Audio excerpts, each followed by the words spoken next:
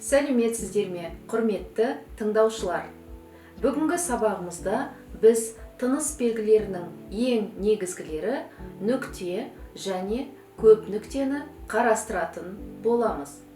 Ең алдымен нүкте тақырыбына тоқталайық.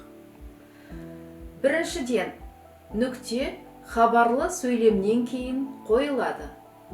Хабарлы сөйлемдер толымды, толымсыз, атаулы, жай, құрмалас болып келе береді.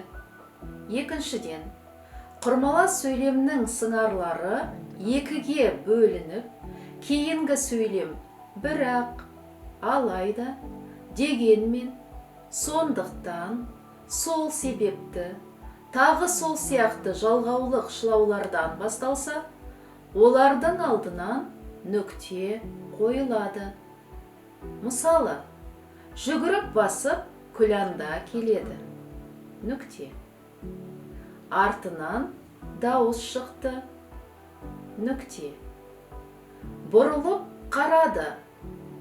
Нүкте. Жалма-жан тұра сала далаға шықсам, түс болып, күн ысый бастаған екен. Нүкте. Тыныс белгісінің үшінші белгісі цифр немесе әріптер арқылы санамаланып айтылған сөйлемдер жайылма түрінде келсе, әр сөйлемнен кейін нүкте қойылады.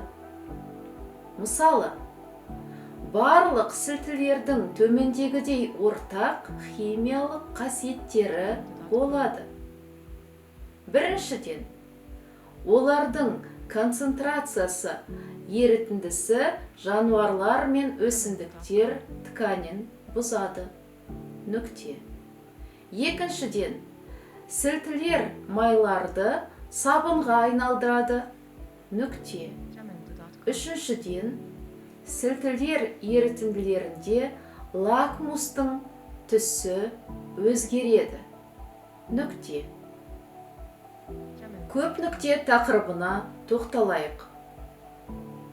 Айтып отырған ой желісі түрлі себептермен үзіліп қалған жағдайда аяқталған немесе аяқталмаған сөйлемнен кейін көп нүкте, яғни үш нүкте қойылады. Мысалы, жоқ, ешкімде ұрған жоқ, кейін айтам. Көп нүкте. Апа, төсек салып берші, жатқызшы. Жиренше атты байлай сала, топқа қарай жүгіргенде, абай көзін басып отыра кетті. Көп нүкте. Бітті, өлді. Көп нүкте. Келесі бір тыныс белгісінің бір белгісі алынған цитаттың немесе дәйек сөздің ара-арасына сөйлем не сөздер қалып қойған жағдайда сол жерге көп нүкте қойылады. Мысалы, ол тайпа мен оның диалектісі жайында. Тайпаның өзіне ғана тән ерекше диалектісі болады. Шындығында тайпа мен оның диалектісі бір жерден шығып отырады. Десе, тайпаның бөліну процесін бөліну арқылы жаңа тайпалар мен жаңа тілдердің жасалуы деп сипаттайды. Осы сөйлемнің алдында көп нүкте қойылады. Келесі бір ерекшелігі, дәйек сөзге алынған сөйлем не бірыңғай ой желісі аяқталмай қалса, дәйек сөздің соңына көп нүкте қойылады. Мысалы, өнер тудырушылардың ең негізгі қасиетін Лев Толстой оның реализмінде деп білді. Өзіңіз суреттеп отырған адамдардың өмірі мен өмір сүріңіз, деп жазды Толстой. Әр образда оның ішкі түйсінулерін суреттеңіз. Сонда олардың өздері өз мінездеріне лайық қимыл әрекеттерді өздері жасайды. Ескерту. Сөйлем ішіне оның бір мүшесі ретінде кіргізілген дәйек сөзге көп нүкте қойылмайды.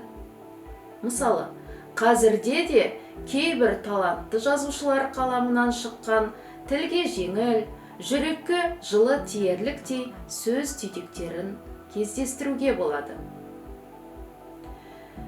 Көп нүктенің тағы да бір белгісі, көп нүкте қойылуға тиісті сөйлем лепті не сұраулы болып келсе, әуелі леп белгісі, сондай-ақ сұрау белгісі. Одан кейін қатарынан екі нүкте қойылады. Мысалы, ой, тәйір алғыр, леп белгісі және екі нүкте. Бұл кім өзі? Деп ашумен сырт айнала беріп Абайды көрді де, ой, Абай, сен бісің? Сұрақ белгісі екі нүкте.